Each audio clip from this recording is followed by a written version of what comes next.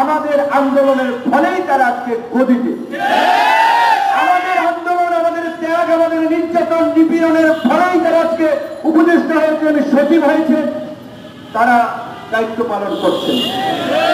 আমরা রাজনৈতিক দল, রাজনৈতিকভাবে নির্বাচিত সরকারে আমরা আসতে চাই। 5 বছর কিংবা সংসদের মেয়াদ 4 বছর, 4 বছর, যেই কারণে আমরা এই সংক্ষিপ্ত যে অন্তর্বর্তীকালীন সরকার, যে যারা রাষ্ট্র সংস্কারের কিছু পদক্ষেপ নিয়ে তারা দ্রুত সময়ের মধ্যে একটা নির্বাচিত সরকারের কাছে ক্ষমতা হস্তান্তর করে দিবেন, সেটা হচ্ছে তাদের কাজ। সেই সরকারে আমরা যাই নাই, কিন্তু সরকারের সমস্ত কাজে আমাদের সব ধরনের সহযোগিতা থাকবে।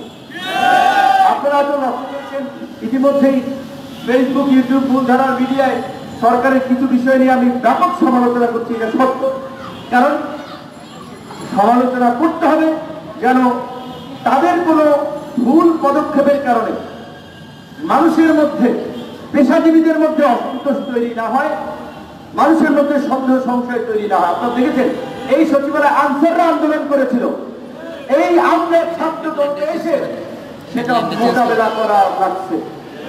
আইন শৃঙ্খলা বাহিনী ততদিনে পারে নাই। বিভিন্ন জায়গায় আন্দোলন ছিল, বিদ্যুতের আন্দোলন, স্বাস্থ্য মন্ত্রণালয়ের কর্মচারীদের আন্দোলন, শিক্ষকদের আন্দোলন, বিভিন্ন শ্রেণী পেশার মানুষের আন্দোলন, প্রতিদিন আন্দোলন, সচিবালয়ের সামনে আন্দোলন, শাহবাগের আন্দোলন, এই প্রেস ক্লাবের আন্দোলন। তখন আমরা সবাইকে অনুরোধ করেছিলাম যে আল্লাহর হস্তে 2 মাস, 1.5-2 মাস একটু সরকারকে স্থিতিশীল হতে সময় দেন। আপনাদের যে কোনো যৌক্তিক দাবি দেওয়া সরকার বিবেচনা করবে। কারণ যেই বৈষম্য নিরসনের জন্য আমরা আন্দোলন করেছি, এই পরিবর্তিত পরিস্থিতিতে কোনো ধরনের বৈষম্য থাকবে যেটা আমরা সমর্থন করি না, করবো না। কাজেই সেই আন্দোলনগুলো আমরা থামিয়েছি, তাদের সাথে কথা বলে, তাদেরকে বুঝিয়ে। এখন তারা আবার তাদের দাবি দেওয়া আসছে, ভাই আপনি তো আশ্বাস দিয়েছিলেন 2 মাস আন্দোলন না করতে, আমরা তো করি নাই, তো এখন আমাদের দাবি দেওয়া বাস্তবায়নের প্রক্রিয়া আমাদেরকে ঠিক করে দেন।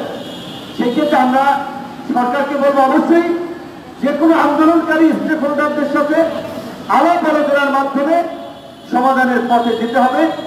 সেই জন্য হয়তো দৃশ্যমান কোনো অসঙ্গতি কিংবা কোনো বিষয়ের আলোকে সরকারের সমালোচনা আমরা করি, আপনারাও করবেন।